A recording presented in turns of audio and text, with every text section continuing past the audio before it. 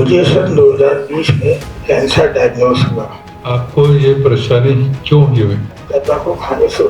हमारा जो श्रोता है, हमारे जो पाठक है, उनके लिए आप प्रेरणा स्रोत है। तंबाकू अगर इसका इस्तेमाल नहीं करते तो शायद नहीं होती। इलाज करने से पहले 1.5 घंटा मुझे पूरा मेंटली प्रिपेयर किया। सर ने कहा कब ऑपरेशन कराना है, मैंने कहा सर मैं कल आया। 1-2 साल से गायब हो गए, दिखाने नहीं आ रहे हैं आजकल।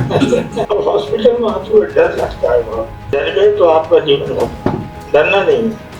अर्ली स्टेज में तुरंत इलाज, अपने आप को इतना प्रेरित कर लेना है कि लड़ाई बीमारी आपको कुछ नहीं बिगाड़ पाए। मुझे सन 2020 में कैंसर डायग्नोस हुआ।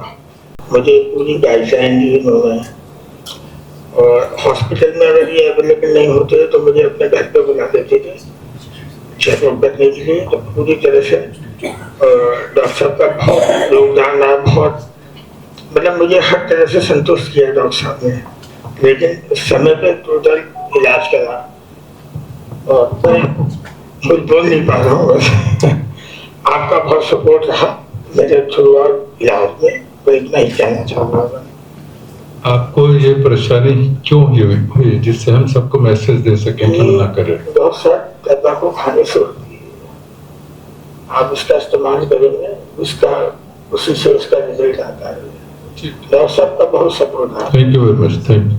आप अपने भाषा में जरा सा बच्चों को जो भी है उनको 2 शब्द खाली बोले कि उसे सेवन क्या करना चाहिए, क्या नहीं करना चाहिए, क्योंकि आप प्रेरणा स्रोत बनेंगे हमारे लिए। हमारा जो श्रोता है, हमारे जो पाठक है, उनके लिए आप प्रेरणा स्रोत है। तो हम लोग मानते हैं कि अमृत विचार का एक पर्पस यही है कि हम प्रेरणा बने। तो ये जो कार्यक्रम है ये खाली प्रेरणा स्रोत है कि लोगों को एहसास कराना कि बीमार इलाज तो हो जाता है लेकिन इससे बचा भी जा सकता है।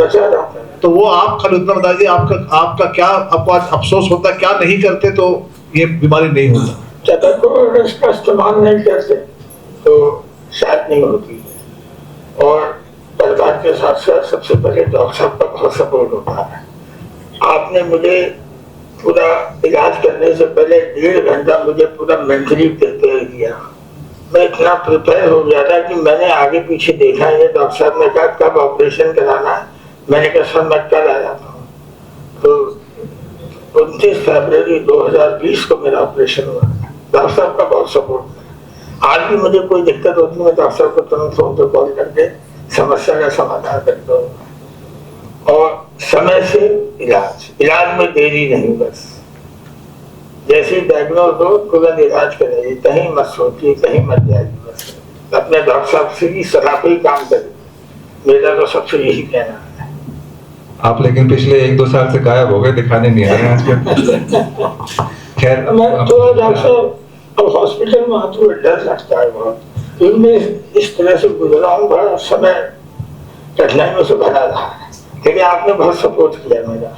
आज का ये प्रोग्राम जिसे काफी लोग देखेंगे, हमारे अमृत विचार के YouTube चैनल पे भी आएगा। जी। तो मैं आपके द्वारा समाज को एक हम मैसेज दिलवाना चाहते हैं कि जैसे अगर कभी जैसे कैंसर का शक होता है तो लोग कई बार अस्पताल आने से डरते हैं या बायोप्सी की जांच कराने से डरते हैं। तो आप के माध्यम से एक संदेश सब लोगों को दीजिए कि अगर कोई भी परेशानी अगर आ रही है तो उसको डरे ना, अपने नजदीकी डॉक्टर से संपर्क करें। डरना तो इस बीमारी से है नहीं, तो आपको फाइट करना। फाइट करेंगे, डर इच्छा होगी तो आप निकल जाएंगे। डर गए तो आपका जीवन खत्म। डरना नहीं है। अर्ली स्टेज में तुरंत इलाज, अपने आप को इतना प्रेरित कर लेना है कि लड़ाई बीमारी आपको कुछ नहीं बिगाड़ पाए। तो अभी भी अब अस्पताल से पटेरी 6 महीने में आ जाए करिए एक बार।